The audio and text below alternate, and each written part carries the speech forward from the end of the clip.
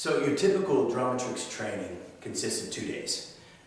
We have several different types, but talking about this most common one, it actually has a variety of moments. It has a variety of stations, if you will.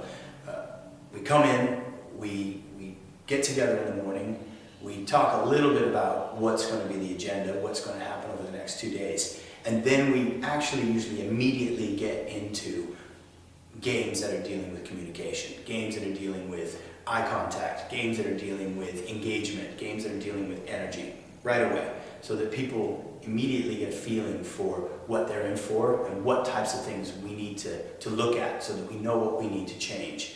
And I think that's a great place actually to get acquainted and also to set personal goals. And that's usually what we do.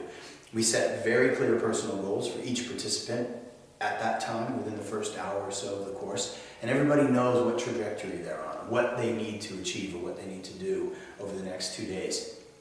And then I tend to try to motivate them by letting them see these changes happen as the games go on.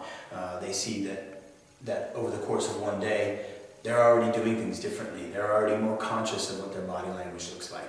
They're already more engaging in the way that they're talking or speaking with other people. They're much better listeners, or at least they're aware of the fact that they can be, and they know some of the techniques to do that.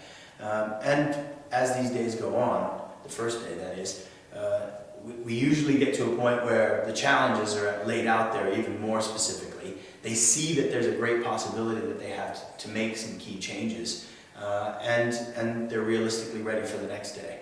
And when they come in the next day, we really begin to refine a lot of those skills that we talked about or we primarily looked at the day before. And because it's such a practical training, we're really going from exercise to exercise, game to game, and then sitting back, looking at and analyzing the results. And I believe what's great is there's a lot of collective learning going on.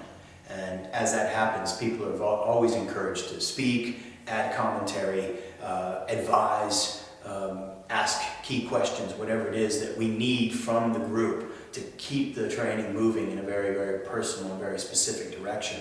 And that's really what we've made for ourselves. We've given ourselves this opportunity to achieve these very unique results with a wide variety of people.